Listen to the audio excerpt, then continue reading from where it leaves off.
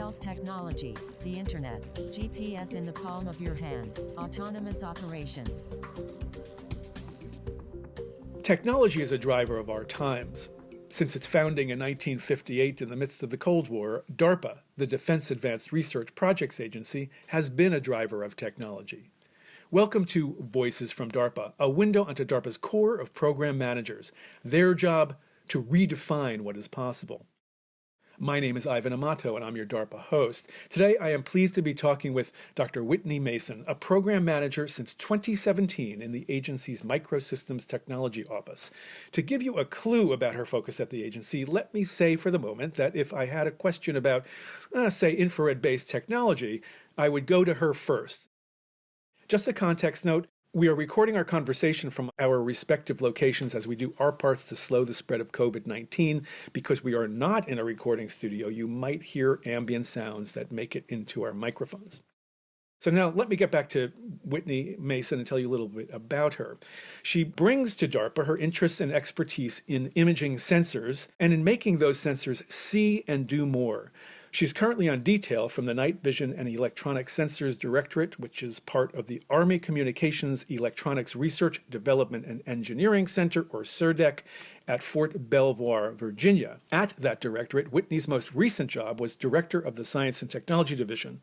In this capacity, she and her team of scientists and engineers had their sights on next-generation optical materials and designs, devices such as focal plane arrays, advanced circuitry for converting raw imaging signals into useful information, and image processing techniques, among other topics. Her division delivered the technology that underlies the Army's most advanced infrared sensors and explosive hazard detection technologies.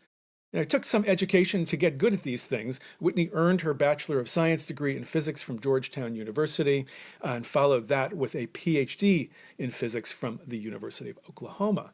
Whitney Mason, thanks for joining me in this Voices from DARPA conversation. It's great to be here. Thank you. So let's get a little bit at the origins of your interest, right? So you got hooked on physics, at least in college, and then you got hooked on optics and infrared science and technology, among other things. So what are the origins of these interests? And if it goes all the way back to your childhood, go there.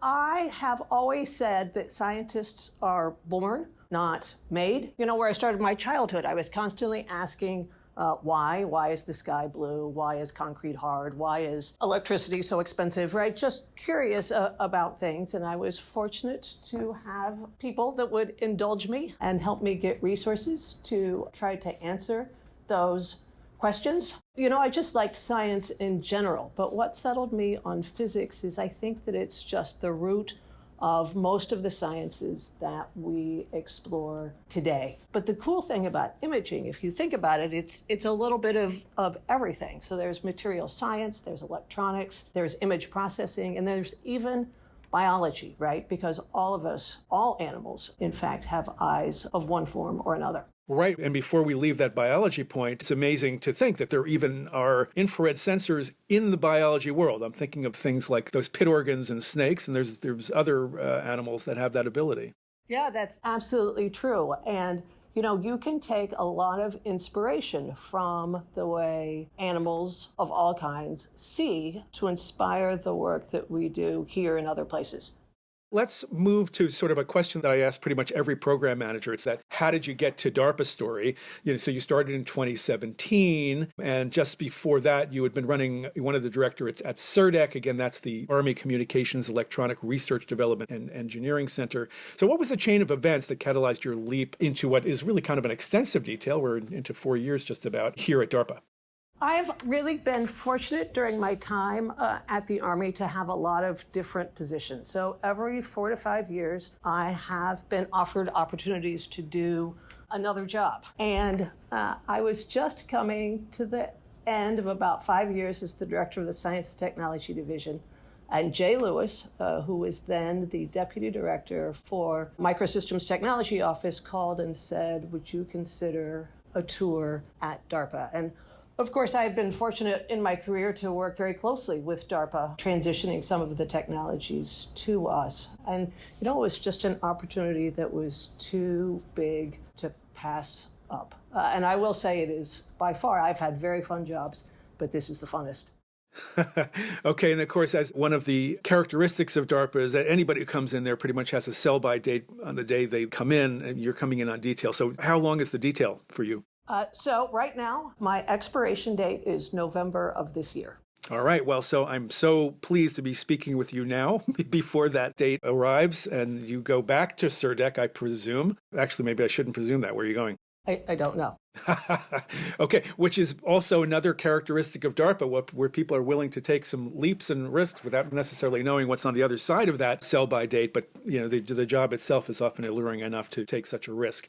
So let's now move into your programs. I mean, when I look at the portfolio of programs, strong themes of optics and infrared radiation come through. That might even broaden when we get to maybe one of the last programs we'll talk about at the end of this conversation. Before we do take brief tours of the programs, tell me a little bit generally about the world from the infrared perspective, and why should the Department of Defense, well, and for that matter, the rest of us, the rest of the 7.8 billion of us on planet Earth, why should we care about that infrared perspective? Back to the animal analogy, animal eyes evolved to be the way they are because they had specific tasks. So you referenced the pit glands in snakes. They developed those because they needed to see their prey. Of course, humans evolved to be able to see in the visible waveband because that is where most of our light comes from. But, people in the DoD need to see other than just the day, right? A soldier needs to see at night or see through dust or find homemade explosives or find things really far away or track things. Right. And Whitney, before you continue on that thought, it occurs to me that, most listeners might not know sort of what the pit organs are doing biologically for the snake. And so I'll just say very briefly that they're essentially like these optical sensors, but in the infrared. So it helps them pick out, say, a warm moving mouse out there. In addition, if they have the visual contact or not, but the pit organ will give them that moving heat source. And so it'll help them hunt. Just wanted to get that little detail in case listeners didn't know. And now I want you to pick up where you were just. Thank you. And so a great point, right? Because everything emits heat of one source or another. So just like animal eyes have evolved to be task dependent, there's a lot of capability in the infrared and a lot of capability in imaging sensors to be able to evolve those sensors to suit soldier needs. So the ability to see all the time, right, day, night, since everything emits heat, is an important characteristic for a soldier, particularly if he can only carry one sensor. So thermal sensors create ubiquitous imaging. Okay, so at this point, let's actually move into your portfolio of programs. We'll step through most of them. So let's start with your more mature programs, ones that had their starts with program managers that preceded you and whose research performers, and by that I mean those who are on contract to do work on the programs, that you are now shepherding toward delivering real technology capabilities. One of those programs goes by the name Reconfiguring Imaging, or Reimagine. Tell me and our listeners about the optical technology that you hope to deliver with this program and how it would empower warfighters and perhaps in time civilians. So if you don't mind, I'm going to give you a small tutorial on how infrared imagers are made. Please do. First, there is an absorber material. In the visible world, that's silicon. In, say, the mid-infrared, that could be a material like indium antimonide. This is the material that decides what color, if you will, of radiation your sensor will absorb. In infrared detectors, there is also what is called a readout integrated circuit.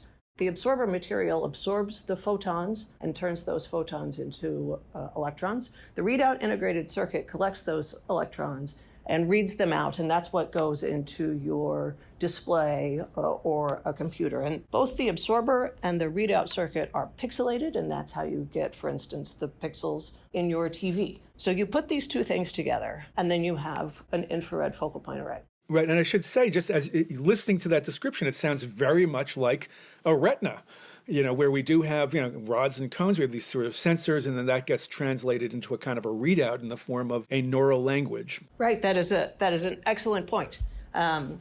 So Reimagine is really about working on the readout integrated circuit technology. And probably forever. Readout integrated circuits have been pretty boring, really. They have had a storage device that collects the electrons, turns that into a current, and then reads it out. And the difference between the currents between one pixel and another pixel is what creates the contrast. And it's as basic as that, really. And you need a computer then to make sense out of this information. And they only do one thing, right? So they only absorb the electrons, or they could count the electrons, and you have sensors that can do timing analysis. But these sensors only will do one thing. What Reimagine does is it adds the capability first to do more than one thing at one time. So frame rate, right, is as fast as your television refreshes, right, or as fast as your camera refreshes. And a traditional focal point array will frame at one frame rate, typically 60 hertz. Using Reimagine, you can frame at different frame rates across different portions of the focal point array at the same time. Or you can change your spatial resolution so that you have more pixels in one area than you do in another. Or you can actually put some math in there so you can turn the information into signals. And because it has this compute sort of capability, it can also plug in algorithms. You can program this to do algorithms so the sensor can be more autonomous. It doesn't require a user to change the way the focal point array behaves. You can use the embedded algorithms to change the way this behaves. And so this is going to create an enormous amount of opportunity where a lot of platforms need to do multiple jobs, and right now they would have to have multiple sensors. Now you can just put one to do all of those functions. And it's very much like your brain works, right? Your eye-brain combination, where our brain decides we need to foveate in a place or we need to look around broadly. This focal point array is the start of being able to do that in a camera system. Okay, and let's just get a bit concrete if we can. Let's say we have this versatility to be able to just on the fly change the frame rate, as you were referring to, where, maybe different parts of the sensor can have higher resolution than the other. What does that gain me? Well, so think about what you would do if you went into a crowd and you were looking for a specific person, right?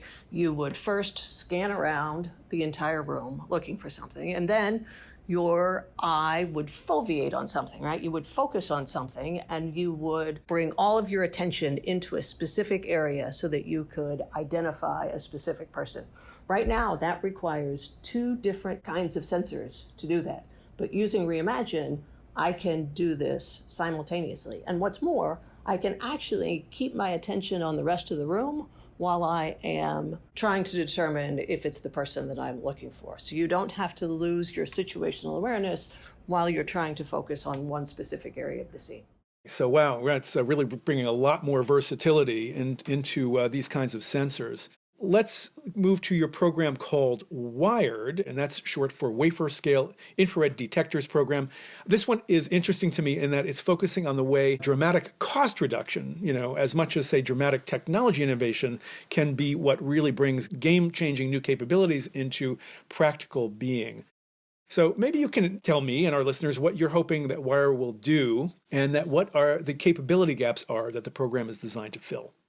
If you dig a little bit more into the explanation that I gave before on how infrared detectors are made, you take your absorber layer and you make different dye, where a dye would be the size of your focal point array, different dye on one wafer, and you process that into pixels. And then you go probably to a different foundry and you make your readout integrated circuit, and it has mini dye on it as well. And you dice up each of these layers separately. So you have individual absorber dye and individual ROIC dye.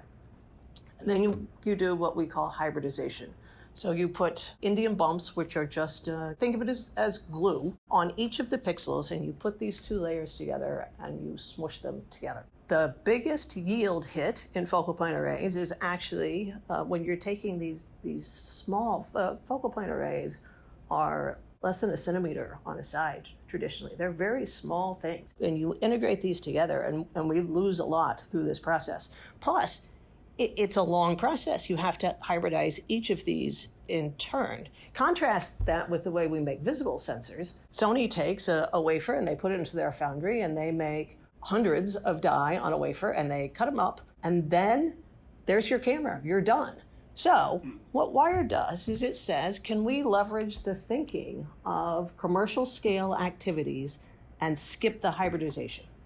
So we take a wafer of Roix, we put our absorber material on it, we create pixels, and then we dice them up, and our camera is there. So we're taking advantage of commercial processes, commercial architectures, commercial thought processes, which really has only once before been done in the infrared world, and that is uncooled detectors that you can actually buy right now and, for instance, put it on your cell phone. Okay, and talk to me just a little bit about the difference between cooled and uncooled detectors in the infrared technology context.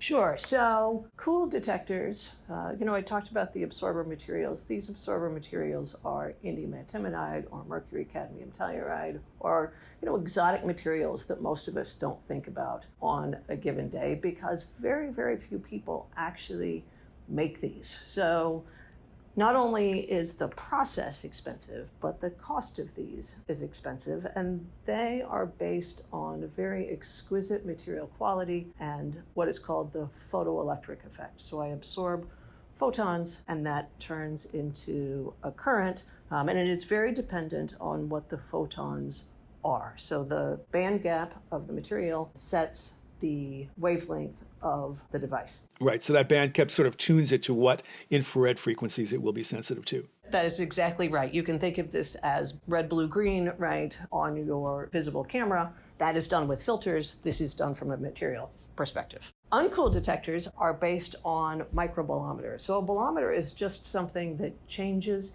its resistance as a function of the temperature that is impinging on it. So in this case, I am just detecting heat. So you absorb the infrared radiation, that creates a current, and you read it out. And it's a very simple device. It can be made, right now it's made in commercial foundries. It's made at wafer scale. So you take the readout and you put this material on there. So it's low cost. And I have to say it's kind of medium performance. But that's enough for a lot of low-cost applications, like on your phone. You don't need the most exquisite of performance. And so what, though, will, say, Wire deliver to the Department of Defense, which is interested in enhanced capability, say, for warfighters? So right now, Midwave detectors are used a lot in water, sorts of, on the water, say Navy applications, because it sees very well through humid environments. And right now, these sensors are very, very expensive to manufacture. By going to a lower cost material or a lower cost process, this is going to enable more of these sensors to be proliferated across, say ships or planes or platforms that operate in human environments. So it falls into this sort of acronym that most people don't know about. In our context, we do the swap-C idea, right? Where if you can reduce the size, you can reduce the weight, reduce the amount of power something requires, and in this case, reduce the cost and maybe some of those other things, that in itself brings out more capability because you can afford to investigate its use in other areas where previously you might not have even thought about it. That is correct. And I likely should have mentioned before, the primary difference between a high-performance infrared sensor and an uncooled sensor is clearly that an uncooled sensor operates at room temperature, and a high-performance sensor typically operates at liquid nitrogen temperatures. That's 77 Kelvin or about minus 200 degrees Celsius. And that alone adds a world of technical challenges to keep things that cold. So it seems like the Wired program follows from a previous and now completed manufacturing-centric program. That one was called the LowCost Thermal Imaging Manufacturing Program. And this is actually a dynamic that happens a lot at DARPA, where lessons are learned in an earlier program applied in the design of a follow-on program. So I'm just wondering what lessons from that earlier program are helping with the Wired program. So I think there's two things. First of all, it's, again, leveraging that commercial idea and the commercial processes, looking at taking advantage of commercial scale processes. The other thing is that you have to set your performance criteria correctly, right? So uncooled detectors are typically medium performance. And it's okay because you're leveraging other things, right? The swap C advantage, the low-cost packaging of these, transitioning that into wired. And in particular, the other thing we focused on was the low-cost packaging. So trying to make this look more like an uncooled package operating very close to room temperature, but not expecting the very highest performance out of these. Whitney, I've grilled you enough, but not quite, because I want to talk briefly about your newest program, and I'm referring here to your program called FENCE. That's the acronym for Fast Event-Based Neuromorphic Camera and Electronics. Just want to congratulate you, first of all, for getting the program through the vetting process. It is harrowing and difficult at DARPA to do that. And you've gotten to a place in the life cycle of the program where you've now identified the research groups who will be working on that. So I'm hoping that you can tell us a little bit about what you hope to achieve with the program and about its status. Sure. So I think that this is the furthest we have gone, the imaging community has gone towards approaching the way the eye-brain works. There's a class of sensors called event-based sensors. The pixels in these sensors only provides information when something changes. So if you were looking at a static scene and nothing changed, then you would get no information. And these sensors right now operate in the visible, and they work just beautifully when there is not a lot of change in the scene. There's some pretty cool videos that you can find online of rockets taking off using these sensors, or looking at stars, tracking stars, because not a lot of the background scene is changing. And the advantage here is they can be very fast and they can be extraordinarily low power. But, the world is not changing scenes, right? There's a lot of information going on all the time. And so what FENCE brings is using that event-based mentality, but bringing processing to it, very much like your eye-brain does. So we have the equivalent of about 130 million pixels in our eye, but your brain only processes about 1% of that information at a time. There's a lot of pre-processing that goes on actually in your eye. We always used to think of the camera as the eye and the processor as the brain, but it's a much larger spectrum than that, where there's a lot of processing going on at the front end. And if you can do that processing in the front end, then you can maintain this very high speed, low latency, and very low power by putting processing right behind the focal point array. In fact, right into the pixels, so that you are what I call sparsifying the information in real time. So back to that analogy that I said, right, where you go into a room and you're scanning around for people, your brain automatically ignores chairs and the floor, the ceiling, how your foot feels in your shoe, all of these things. Exactly, right? You are focused on the information that is important to you. That's exactly what these cameras are going to be able to do, is boil down the scene content into information that is relevant to the job at hand and be very low power and very quickly. So we've just been through source selection, where we have selected the performers. We're not yet under contract. I think we'll be under contract this summer, and I just couldn't be more excited to get started. It's going to be amazing.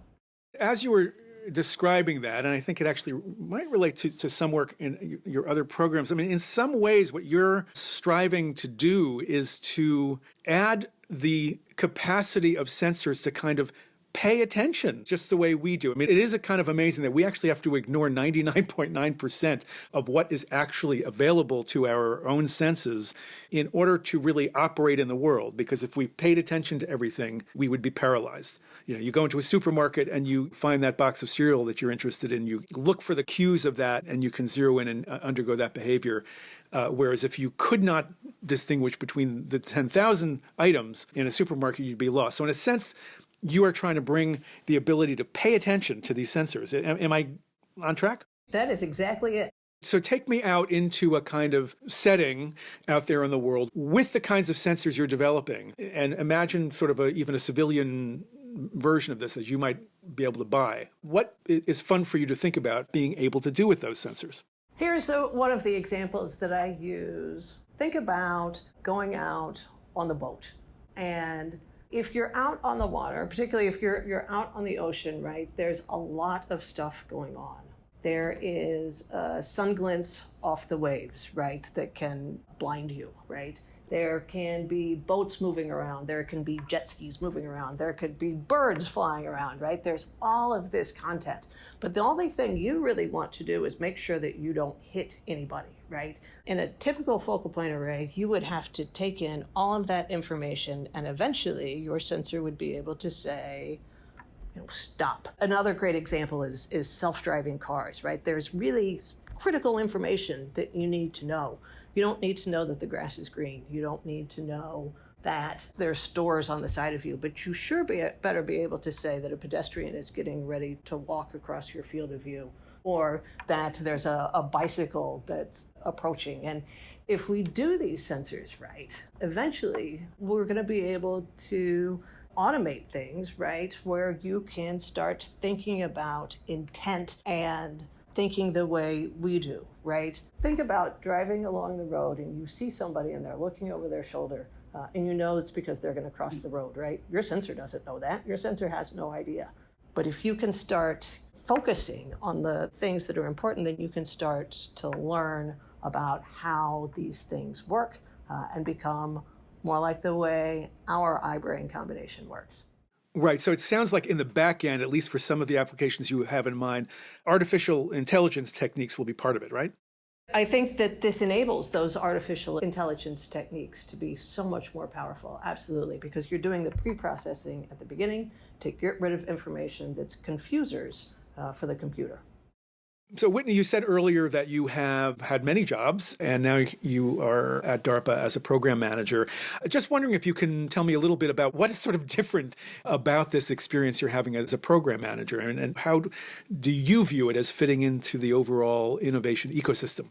That's a great question. The thing that I think is the most amazing and the most impactful part about DARPA is that I get to throw the dart really hard, right? I get to say, I've done some research, I've talked to people, I think it's going to work, but it might not, right? Failing fast is an option if you learn something. And so you really get to explore the space of what might be impactful 10 years from now, 20 years from now, 30 years from now, as opposed to having to make sure that it works, which is also a valuable job. But my technology doesn't have to work in 2 years. It doesn't have to go in a tank in 2 years. It can be way out there and far-reaching, and I think change the world. Right, and this reminds me of just one of the most wonderful aspects of DARPA, in my opinion, which is this tolerance of failure, and actually not looking at failure in the way many people do, which is sort of like a lost cause. Instead, failure is valuable, right? In that you learn lessons from it, and those lessons often do become the basis of programs down the line. That is absolutely true. There are so many programs in the imaging world and other places that took lessons learned from a previous program, recognized that technology has advanced, and brings that new technology to bear on an old problem to solve its challenges. So it's much like all of science, right? We're building on the past.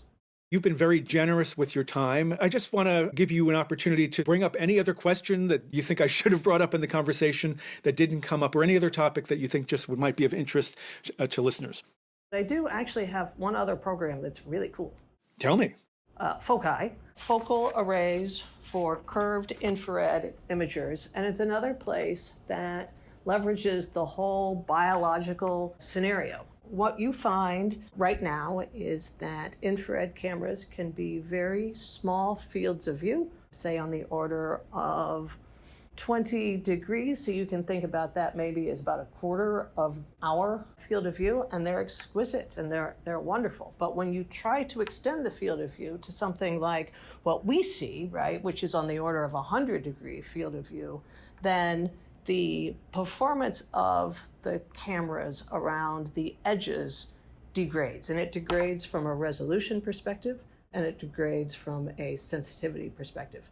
And there's a concept in optics, which is sort of the ideal focus. It's called the Petzval surface, and it resides on a curve. And if you curve a focal point array, it allows you to have very wide field of view in a compact package. You can solve the performance degradation by putting in more and more and more optics. But there is a limit to that, and of course this makes it very heavy.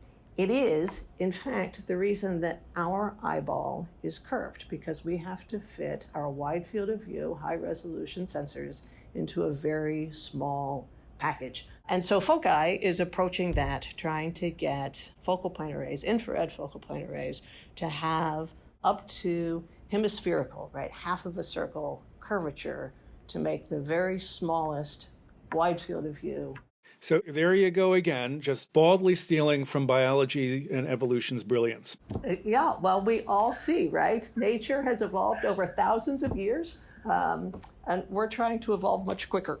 And so tell me then, the challenge of them bringing what typically is in technology has been kind of a flat, focal, planar kind of array into these curved formats. What are some of the technical challenges underneath that? Let me tell you what I did when I was thinking about this program. Take a piece of paper, and if you hold it on both ends and you fold it up in one dimension, right, it's perfectly smooth. So you have a cylindrical shape. It's perfectly smooth. There's no wrinkles, there's no tears, there's no anything. Now take that same piece of paper and try to make it into a circle. And it wrinkles, right? Or it breaks. And that's obviously not what you want in this focal point array. And focal point arrays, right, the underlying material is silicon, which is hard. It's thin, but it's hard. So you have to deal with the physics of the material, the characteristics of the material, to try to reduce the strain that is involved in these. And we're approaching this in the FOCI program in two different ways. In one sense, we say take a large piece of silicon, about 4 centimeters on a side, and fold it up to be about a quarter of a circle, about a half a hemisphere, with no wrinkles and no overlap and no breaking. In the other case, we're saying to people, you can have strain relief in there. You can make cuts, or you can do a soccer ball and fold it into a shape that approximates a circle in order to get an actual true hemisphere, just like our eye, radius of curvature. The neat thing about DARPA programs, I think, is when you can fund performers that are all approaching the same problem in fundamentally different ways, so that you can explore the physics of the problem. And I always say rising tide raises all ships. The lessons that you learn under those efforts changes the way you can do other things. Right, and you're leveraging the creativity of many minds this way, instead of specifying this is the way you go about it, which certainly limits the creative imagination, the engineering imagination. That's right. The neatest thing is when somebody comes to you with an idea that you never thought of. That just makes it so much better. Yeah, I could see how that would make a program manager's day. Whitney, this has been a really fun conversation, and I just want to thank you for making this time to be with me and to share with our listeners. Thank you very much. This was fun. And thanks, listeners, for sharing this time with us. I hope you join us again for the next Voices from DARPA. Thanks also to Ben Sullivan for his partnership in producing this program. For more information about Dr. Whitney Mason, the programs she runs in the agency's Microsystems Technology Office, and the other breakthrough technologies DARPA is working on, visit darpa.mil. And for links that enable you to download this podcast, go to the Voices from DARPA page on DARPA's website.